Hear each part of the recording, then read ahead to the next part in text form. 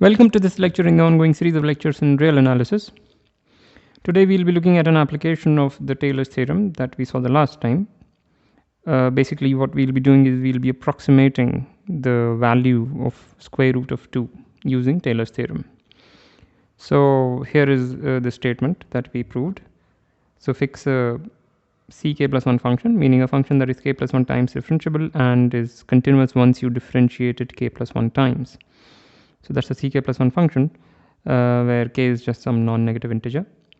Then for any 2 points in the interval on which the function is defined, we have the value at x is, one can, basically the theorem is saying that one can deduce the value of f at x using the value of f at a and the values of the derivatives of f at a with some error. So this is the polynomial term, which is the thing that we can explicitly compute, provided we can compute all these derivatives. And this is the remainder term. And if we can estimate this remainder term, then we can estimate fx. That's basically the theme that we'll be employing. Another way to state the same thing is as follows. We have, rather than taking a and x as 2 points, let us just take a in the interval and h something greater than 0 such that a plus h is also in the interval, meaning the domain of f. Then the value of f at a plus h is given by this. And this is exactly the previous thing. You just write, instead of x, you write a plus h. That's it. And you'll get exactly this thing. So basically, suppose we know the value of f at a and the value of the first derivative, second derivative up to kth derivative at a. Then we can find out, or rather estimate the value of f at a plus h, provided we can estimate this guy. So note that c is not something that we know, but we know that c is strictly between a and x. And here in this formulation, in the yellow formulation, c is strictly between a and a plus h. So basically we should be able to estimate this. And if we can do that, then we can estimate that. So we'll see an application, and these things will be clear when we do it. We understand theorems when we apply them many times. All right, so before we go ahead, I want to state some small facts that I'll be using, and those are as follows. Suppose you have this function defined as this is the square root function. So the first derivative, this is another way to write f prime x, and this thing is exactly the same. So this is given by this formula, and if you don't see the well, I think I did that in, maybe gave this as an exercise or something, but you can use the inverse function theorem if you like. So this is the first derivative, and once you have found out the first derivative, you can, using this expression, you can see that the second derivative is given by that expression, because now we know how to differentiate these guys, and so on and so on. So I'll be using these three things. You can go ahead further, and I'll leave a comment about that. All right, so let's get started. So we have that function f defined as the square root of x, and we want to estimate this value. So we set a as 1 and h as 1, and let's say k is just some fixed positive integer. Then we have, using Taylor's formula, this expression. Sorry, what did I do? This expression. So all I did was I substituted, sorry, what am I doing? Yeah, so f of a plus h is given by that. I did not do anything, in fact. I did not substitute anything. I just used Taylor's theorem that I stated in the beginning of this lecture.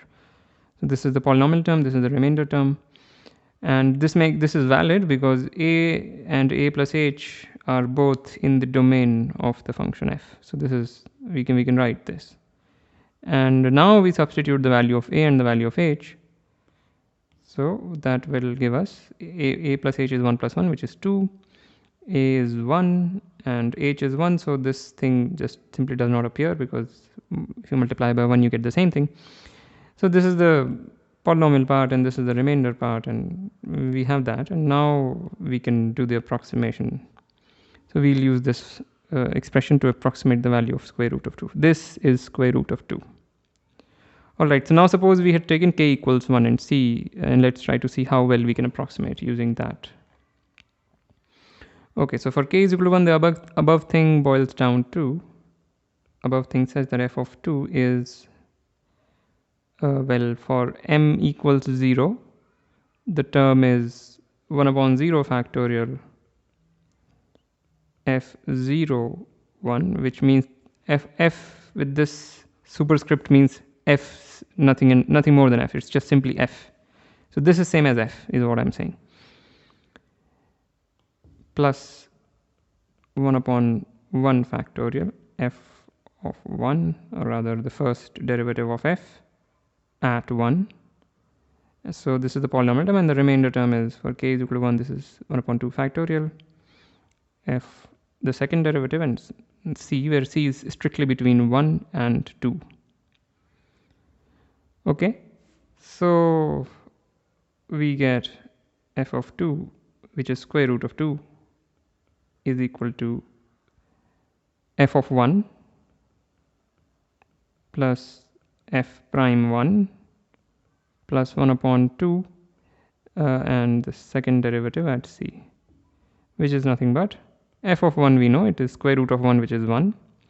F prime of 1 would be 1 upon 2 square root of 1, because we saw the expression for f prime of x, which is 1 upon 2 root x, so this is equal to that. And then the remainder term, which is, we have the second derivative, so here we have minus 1 by 4, 1 upon c root c. So that gives us square root 2 is 1 plus half minus 1 upon 8, 1 upon c root c,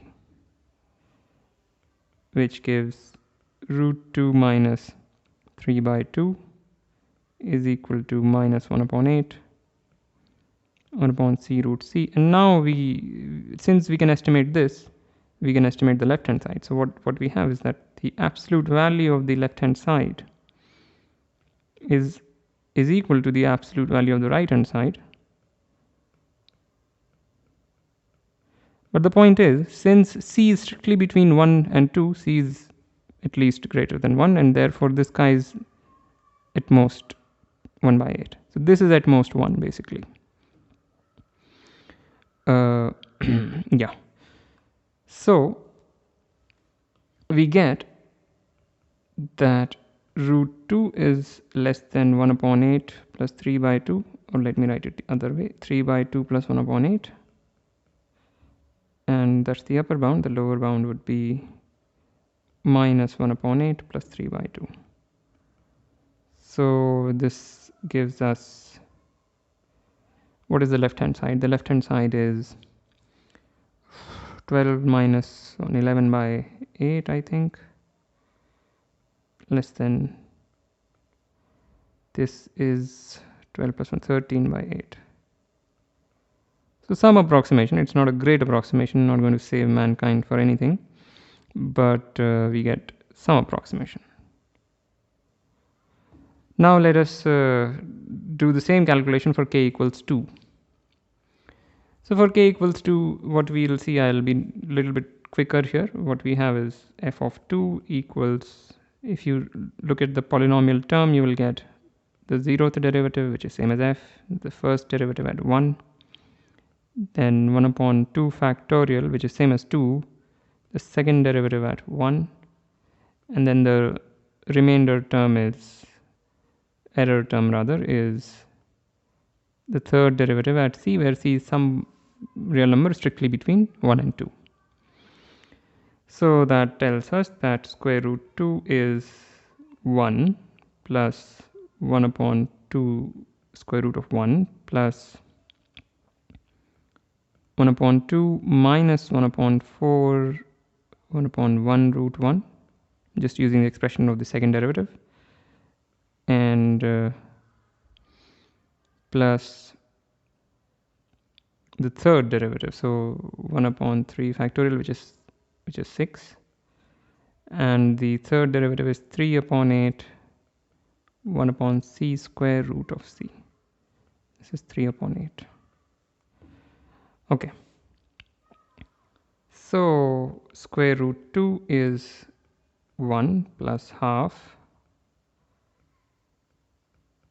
minus 1 upon 8 plus 1 upon 16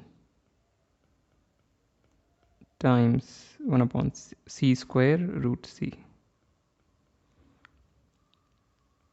Okay, which gives the square root 2 is, so what is this? This is 3 by 2 minus 1 by 8.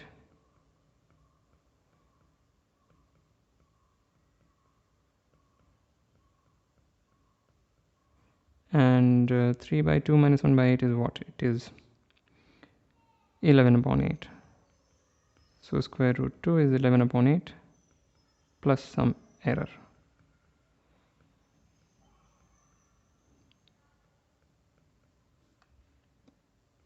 And therefore the absolute value of this difference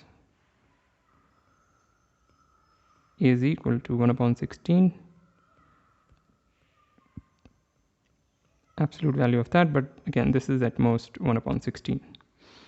Let me just write a strict inequality. So again it's the same reason. This guy is at most 1 because c is greater than 1.